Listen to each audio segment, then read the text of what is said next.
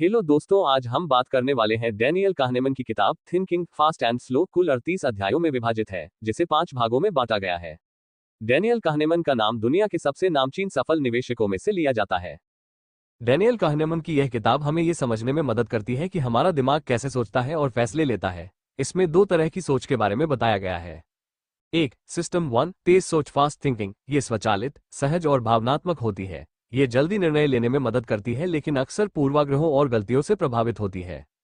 2, system 2 धीमी सोच slow thinking. ये तर्कसंगत, विश्लेषणात्मक और सचेत सोच होती है, लेकिन इसमें ज्यादा ऊर्जा और समय लगता है।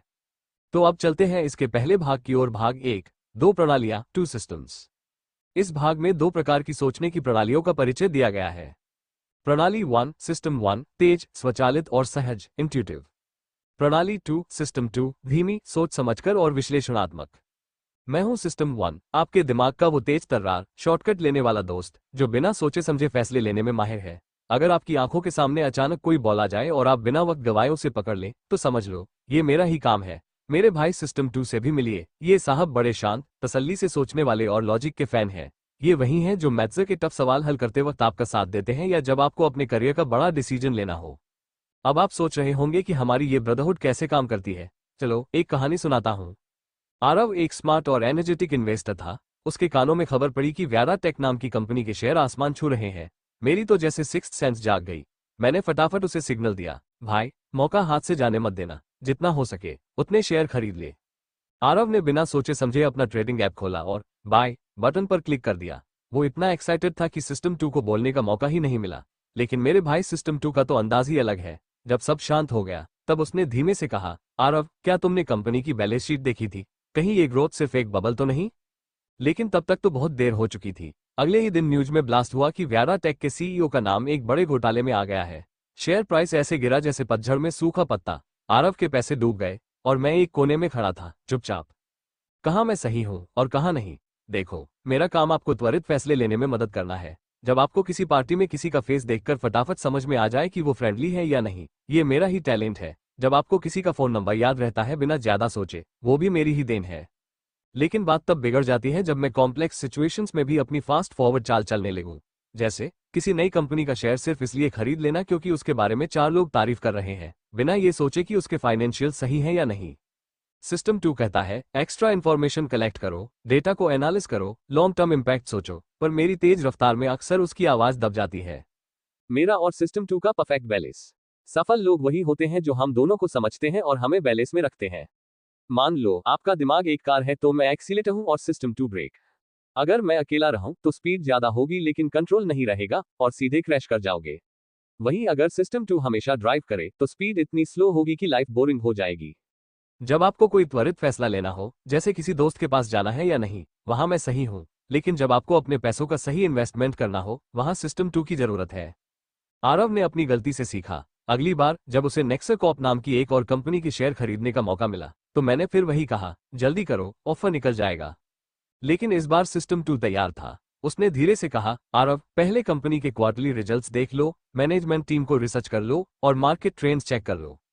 आरव ने मेरी बात सुनी, लेकिन इस बार उसने सिस्टम 2 की सलाह भी मानी। उसने धीरे धीरे रिसर्च किया और जब उसे पक्का यकीन हो गया, तब उसने निवेश किया। इस बार कंपनी ने अच्छा परफॉर्म किया और आरव को बढ़िया प्रॉफिट हुआ। तो अगली बार जब आपको त्वरित फैसला लेना हो, जरा रुककर सोचिए, कहीं ये सिस्टम 1 का शॉर्टकट तो नहीं, या फिर सिस्टम 2 की तसल्ली से सोचने वाली एडवाइस। अगर आपको भी कभी ऐसा लगा हो कि आप बिना सोचे समझे कोई डिसीजन ले बैठे, तो हो सकता है वो मेरी ही चाल हो। अब तो आपको हमारी इनसाइड स्टोरी पता चल ही गई है। तो सोचिए, समझिए और फिर डिसीजन लीजिए, कभी फास्ट कभी slow. Nothing in life is as important as you think it is while you are thinking about it. Daniel kahneman, thinking fast and slow इसका मतलब समझे। कई बार जो चीज हमें उस वक्त बहुत बड़ी लगती है, दरअसल उतनी बड़ी होती ही नहीं। यही सिस्टम 1 का खेल है, जो हर चीज को इमरजेंसी बना देता है। सिस्टम 2 कहता है, आराम से सोच, अभी सब खत्म नहीं हुआ है। तो अगले डिसीजन में सिस्टम 1 और सिस्टम 2 की इस जुगलबंदी को जरूर याद रखना। तो चलते हैं भाग 2 की ओर, दिमाग का दोहरा खेल। भाग 2, अनुमानी और पूर्वाग्रह, ह्यूरिस्टिक्स एंड बायसेस। मैं फिर से हाजिर हूं, सिस्टम 1, आपके दिमाग का तेज तर्रार खिलाड़ी। याद है ना, मैंने आपको पहले बताया था कि मैं कैसे आरव को व्यारा टेक के शेयर खरीदने के लिए उकसा रहा था। खैर, अब आपको बताता हूं कि मेरे दिमागी खेलों के पीछे की असली कहानी क्या है। कैसे मैं आपको चकमा देता हूं। देखिए, मैं आपका वक्त और एनर्जी बचाने के लिए अनुमानी ह्यूरिस्टिक्स का इस्तेमाल करता हूँ। अनुमानी मतलब शॉर्टकट। जैसे अगर आप किसी नए शख्स से मिलें और उसके कपड़े या बोलने के तरीके से उसके बारे में राय बना लें, तो ये मेरा ही जादू है। पर हर बार ये शॉर्टकट सही नहीं होते। कई बार मैं आपको संज्ञानात्मक पूर्वाग्रह कॉग्निटिव बायस के जाल में फंसा देता हूँ। चलिए आपको कुछ दिलचस्प किस्सों के जरिए समझाता हूँ। 1. उपलब्धता पूर्वाग्रह अवेलेबिलिटी बायस। कुछ समय बाद आरव ने फिर सुना कि ब्लू स्काई मोटर्स के शेयर तेजी से बढ़ रहे हैं। मैंने तुरंत उसे याद दिलाया, याद है पिछली बार जब तुम्हारे दोस्त ने इसी तरह एक कंपनी में निवेश किया था और उसे मुनाफा हुआ था? आरव ने बिना सोचे समझे तुरंत शेयर खरीद लिए। पर यह क्या, इस बार भी उसे घाटा हुआ। असल में मैं आरव को वही याद दिला रहा था जो उसके दिमाग में सबसे ताज़ा था। ये अवेलेबिलिटी बायस था। जब आपके दिमाग में हाल की या आसानी से याद आने वाली घटनाएं आपका निर्णय प्रभावित करती हैं, भले ही वो इन्फॉर्मेशन अधूरी हो। 2. पुष्टि पूर्वाग्रह कंफर्मेशन बायस। आरव को लगा कि वो बार बार गलत क्यों हो रहा है। उसने इंटरनेट पर रिसर्च करना शुरू किया, लेकिन मैंने उसे चुपके से गाइड किया कि वो सिर्फ वही आर्टिकल्स पढ़े जो उसकी पहले से बनी राय को सपोर्ट करते हों। उसे लगा कि ब्लू स्काई मोटर्स एक बढ़िया कंपनी है क्योंकि उसने सिर्फ पॉजिटिव न्यूज ही देखी थी, पर असल में उसने नेगेटिव सिग्नल्स को इग्नोर कर दिया था। यही कंफर्मेशन बायस है, जब हम सिर्फ उन्हीं तथ्यों पर ध्यान देते हैं जो हमारी पहले से बनी सोच से मेल खाते हैं। 3. एंकरिंग पूर्वाग्रह एंकरिंग बायस। एक बार आरव ने एक स्टॉक का प्राइस देखा जो 500 रुपये था। कुछ दिनों बाद उसका प्राइस 450 रुपये हो गया। मैंने उसे कहा, अरे वाह, ये तो डिस्काउंट पर मिल रहा है, जल्दी खरीद ले। आरव ने प्राइस 500 रुपये के एंकर को ध्यान में रखकर 450 रुपये पर खरीद लिया, जबकि असल में उस स्टॉक का असली वैल्यू शायद 400 रुपये भी नहीं था। यह एंकरिंग बायस था, जब हम किसी पहली इंफॉर्मेशन या नंबर को बेस मान लेते हैं, चाहे वो सही हो या गलत। आरव धीरे धीरे समझ गया कि मैं उसे बार बार जाल में फंसा रहा हूं। उसने अपने सिस्टम 2 को एक्टिव किया और सोचने लगा, क्या मैं सही में सभी जरूरी फैक्ट्स देख रहा हूं या सिर्फ वही देख रहा हूं जो मुझे देखना अच्छा लगता है? उसने इन्वेस्टमेंट के पहले डिटेल रिसर्च किया, पॉजिटिव और नेगेटिव दोनों पहलुओं को समझा और बिना जल्दबाजी के डिसीजन लिया। आरव ने अब एक नई स्ट्रेटेजी बनाई। पहले मुझे सिस्टम 1 को सुनता है, मेरी फास्ट फॉरवर्ड एनालिसिस लेता है, लेकिन फाइनल डिसीजन देने का काम सिस्टम 2 को सौंपता है। उदाहरण के लिए, अगर मैं उसे किसी हॉट स्टॉक में इन्वेस्ट करने के लिए कहता हूं, तो वो तुरंत खरीदने की बजाय पहले रिसर्च करता है, ग्रोथ पोटेंशियल देखता है और फिर लॉजिक के साथ कदम उठाता है। We can be blind to the obvious, and we are also blind to our blindness. Daniel Kahneman thinking fast and slow. यानी कई बार हमें वह चीजें नहीं दिखती जो साफ साफ हमारे सामने होती हैं, और इससे भी बड़ी बात हमें ये भी नहीं दिखता कि हमें दिख नहीं रहा। तो अगली बार जब आपका दिमाग तेजी से किसी फैसले पर पहुंचे, तो एक पल के लिए रुके, खुद से पूछें, क्या यह सच में सही है या मैं सिर्फ अपने पूर्वाग्रहों के जाल में फंस रहा हूं? अगर यह कहानी पसंद आई हो और आप जानना चाहते हो कि आगे सिस्टम 1 और सिस्टम 2 की जुगलबंदी में कौन जीतता है, तो बताइए। अभी तो दिमाग के इस खेल में और भी कई ट्विस्ट बाकी है। तो अब चलते हैं तीसरी भाग की ओर, दिमाग का दोहरा खेल। भाग 3, अति आत्मविश्वास ओवर कॉन्फिडेंस। पिछली कहानी में मैंने आपको बताया कि कैसे मैं सिस्टम 1 आपको अनुमानी ह्यूरिस्टिक्स और पूर्वाग्रहों बायसेस के जाल में फंसा देता हूं। लेकिन आज मैं एक और खतरनाक हथियार के बारे में बताने वाला हूं, अति आत्मविश्वास ओवर कॉन्फिडेंस। जब आरव को लगा कि वो शेयर मार्केट का शेर बन चुका है। आरव को पिछले कुछ इन्वेस्टमेंट्स में अच्छी कामयाबी मिली थी। उसने सिस्टम 1 और सिस्टम 2 के बैलेंस का फॉर्मूला भी समझ लिया था, लेकिन कामयाबी का चस्का ऐसा था कि धीरे धीरे उसका भरोसा आत्मविश्वास से निकलकर अति आत्मविश्वास में बदल गया। अब हर बार जब मैं उसे कहता, ये स्टॉक खरीद, ये 100% बढ़ेगा, तो वो बिना सिस्टम 2 से सलाह लिए ही एक्शन लेने लगा। उसे लगा कि उसे अब कोई गलती हो ही नहीं सकती। कैसे मैं अति आत्मविश्वास का बीज बोता हूं? जब आपको लगता है कि आप हर स्थिति को समझ चुके हैं, मैं आपको संज्ञानात्मक भ्रांतियों कॉग्निटिव इल्यूजन्स में फंसा देता हूं। आपको दिखता है कि आपने पहले भी कुछ सही निर्णय लिए हैं, तो आप मान लेते हैं कि आगे भी ऐसा ही होगा। 1. नियंत्रण का भ्रम इल्यूजन ऑफ कंट्रोल। आरव को लगा कि वो मार्केट को कंट्रोल कर सकता है। जब उसे अच्छा रिटर्न मिला, तो उसने इसे अपनी स्किल समझा, जबकि असल में ये सिर्फ भाग्य था। 2. पूर्वानुमान की भ्रांति हाइंडसाइट बायस। एक बार एक कंपनी का स्टॉक तेजी से बढ़ा। आरव ने कहा, मुझे पहले ही पता था, जबकि सच्चाई ये थी कि उसे नहीं पता था, लेकिन उसका दिमाग उसे यही यकीन दिला रहा था। 3. अत्यधिक आत्मविश्वास प्रभाव ओवर प्रिसिजन। आरव को यकीन हो गया था कि वो स्टॉक्स की सही कीमत का अंदाजा लगा सकता है। उसने दोस्तों से कहा, ये स्टॉक अगले महीने 20% बढ़ेगा, पर जब ऐसा नहीं हुआ, तो वो चौंक गया।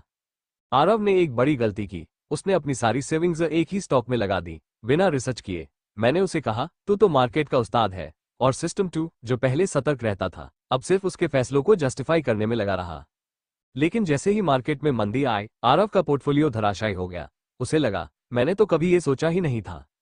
आरव ने हार मानने की बजाय सिस्टम 2 को फिर से एक्टिव किया। उसने अपने पुराने डिसीजन का एनालिसिस किया और देखा कि वो अति आत्मविश्वास का शिकार हो चुका था। उसने सीखा कि मार्केट में कोई भी 100% सही नहीं हो सकता। अब वह अपने हर डिसीजन में सिस्टम 2 की मदद लेता है, रिस्क एनालिसिस करता है और किसी भी इन्वेस्टमेंट में एक निश्चित लिमिट से ज्यादा पैसे नहीं लगाता।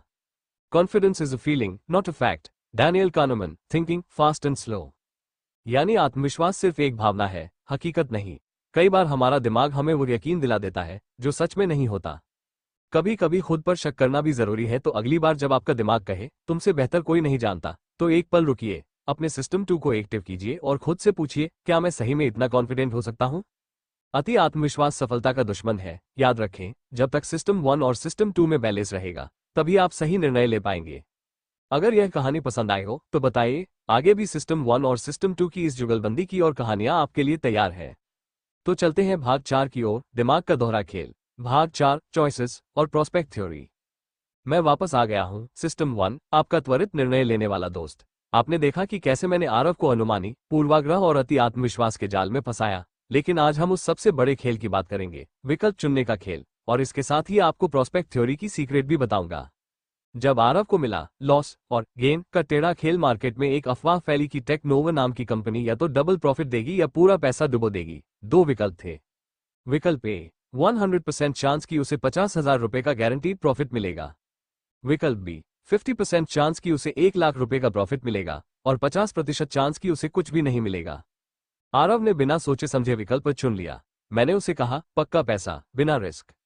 लेकिन अगले ही दिन उसे एक और ऑफर मिला। विकल्प सी, 100% चांस की उसे 50,000 रुपए का नुकसान होगा। विकल्प डी, 50% चांस की उसे 1 लाख रुपए का पूरा नुकसान होगा और 50% चांस की उसे कोई नुकसान नहीं होगा। इस बार आरव ने विकल्प डी चुना, ये सोचकर कि शायद वो नुकसान से बच जाएगा। प्रोस्पेक्ट थ्योरी का असली खेल क्या आपने गौर किया? जब प्रॉफिट की बात आए तो आरव ने सेफ खेला और गारंटीड पैसा चुना। लेकिन जब लॉस की बात आई तो वो रिस्क लेने को तैयार हो गया। यही प्रोस्पेक्ट थ्योरी कहती है, लोग लाभ में सेफ्टी ढूंढते हैं और नुकसान में रिस्क लेते हैं। एक, लॉस एवर्शन, लॉस अवर्जन। मैंने आरव के दिमाग में ये सेट कर दिया था कि नुकसान का दर्द मुनाफे की खुशी से कहीं ज्यादा तेज होता है। उसे 50,000 रुपए के नुकसान से बचने की चाहत ने उसे रिस्क लेने पर मजबूर कर दिया। 2, संदर्भ निर्भरता, रेफरेंस डिपेंडेंस। आरव का निर्णय इस पर निर्भर था कि उसे परिस्थिति कैसे प्रस्तुत की गई। जब मैंने प्रॉफिट का खेल दिखाया तो उसने सेफ्टी चुनी, जब लॉस दिखाया तो उसने रिस्क लिया। सिस्टम 2 की एंट्री। जब आरव ने समझा असली गणित, आरव ने अपने पुराने डिसीजंस को रिव्यू किया और पाया कि वो हर बार भावनाओं में बह जाता था। उसने सीखा कि उसे संभावनाओं, प्रोबेबिलिटीज और अपेक्षित मूल्य, एक्सपेक्टेड वैल्यू का ध्यान रखना चाहिए, न कि केवल संभावित लाभ या हानि पर।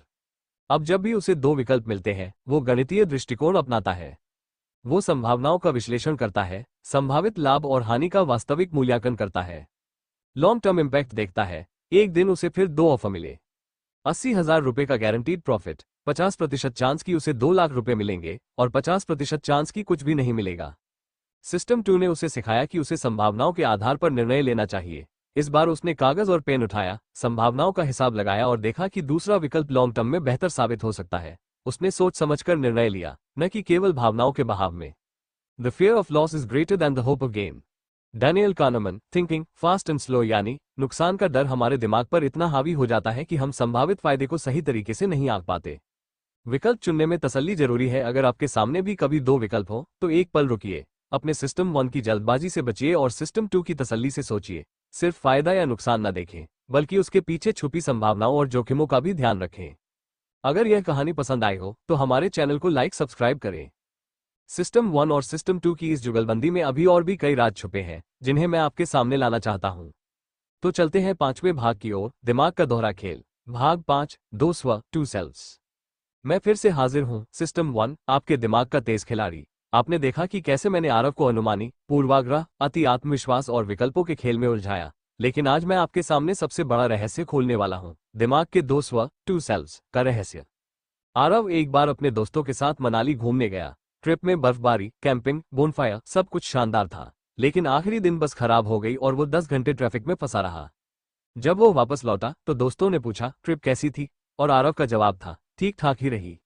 आपको लग रहा होगा, इतना अच्छा समय बिताने के बाद भी वो खुश क्यों नहीं था? यही 2 स्व की कहानी है। एक, अनुभव करने वाला स्व, एक्सपीरियंसिंग सेल्फ, वो जो हर पल को जीता है। जब आरव बर्फ में खेल रहा था, गर्मागर्म चाय पी रहा था, वो पल उसके अनुभव करने वाले स्व का था। अनुभव करने वाला स्व वर्तमान को महसूस करता है, बिना किसी तुलना या जजमेंट के। 2. याद रखने वाला स्व, रिमेंबरिंग सेल्फ, वो जो अनुभवों को याद करता है और उन्हें कहानी का रूप देता है। आरव का याद रखने वाला स्व ट्रिप के आखिरी 10 घंटों के ट्रैफिक जाम को याद रखे बैठा था। इस स्व के लिए ट्रिप का अंत ही सब कुछ था, और उसी के आधार पर उसने पूरी ट्रिप का मूल्यांकन कर दिया। क्यों दो स्व अक्सर आपस में टकराते हैं? मैं, सिस्टम 1, आपके अनुभव करने वाले स्व को तेजी से बदलता हूं, हर पल कुछ नया महसूस कराता हूं। लेकिन जब आपका याद रखने वाला स्व, सिस्टम 2, कहानी बनाता है, तो वह पीक एंड रूल के आधार पर फैसला करता है। पीक एंड रूल, हम किसी अनुभव को उसकी सबसे तीव्र पीक और अंतिम एंड भावनाओं के आधार पर याद करते हैं। आरव का ट्रिप का पीक बोनफायर था, लेकिन उसका एंड ट्रैफिक जाम में हुआ, इसलिए पूरी ट्रिप का अनुभव ठीक ठाक हो गया। जब यह निवेश में भी खेल करता है, आरव ने एक बार मेट्रो बिल्ड कॉर्प के स्टॉक में इन्वेस्ट किया। पहले कुछ महीनों में स्टॉक ने जबरदस्त रिटर्न दिया, पीक, लेकिन अचानक बाजार गिर गया और उसे नुकसान हो गया, एंड। अब जब भी कोई उससे स्टॉक के बारे में पूछता, वो कहता, इस कंपनी में निवेश मत करना, इसमें घाटा ही घाटा है। अनुभव करने वाला स्व को महीनों तक अच्छा प्रॉफिट मिला था, लेकिन याद रखने वाला स्व सिर्फ आखिरी नुकसान को ही याद कर रहा था। कैसे सिस्टम 2 ने फिर से आरव को बचाया? आरव ने महसूस किया कि उसका याद रखने वाला स्व उसकी जिंदगी के अनुभवों को बिगाड़ रहा था। उसने तय किया कि अब वह सिर्फ पीक और एंड के आधार पर निर्णय नहीं करेगा, बल्कि पूरे अनुभव को देखेगा। उसने अपने निवेश के हर चरण का एनालिसिस किया, खुशियों के छोटे छोटे पलों को भी याद रखा। किसी भी निर्णय को अंतिम परिणाम के बजाय पूरी प्रक्रिया के आधार पर तौला। Odd as it may seem, I am my remembering self, and the experiencing self, who does my living, is like a stranger to me. Daniel Kahneman, thinking fast and slow, यानी हम असल में अपने अनुभव करने वाले स्व से अधिक अपने याद रखने वाले स्व के गुलाम होते हैं। अपने अनुभवों की पूरी तस्वीर देखें। अगर आपके जीवन में भी कभी कोई अनुभव मिला हो, तो सिर्फ उसके अंत को देखकर निर्णय न लें। अपने अनुभव करने वाले स्व को भी सुने, वो जो हर छोटे छोटे पलों में खुश होता है। तो अगली बार जब आपका दिमाग किसी अनुभव को अच्छा या बुरा कहे, तो एक पल रुकें, सोचें कि क्या यह आपका पूरा अनुभव है या सिर्फ एक कहानी जो याद रखने वाला स्व ने बनाई है। धन्यवाद।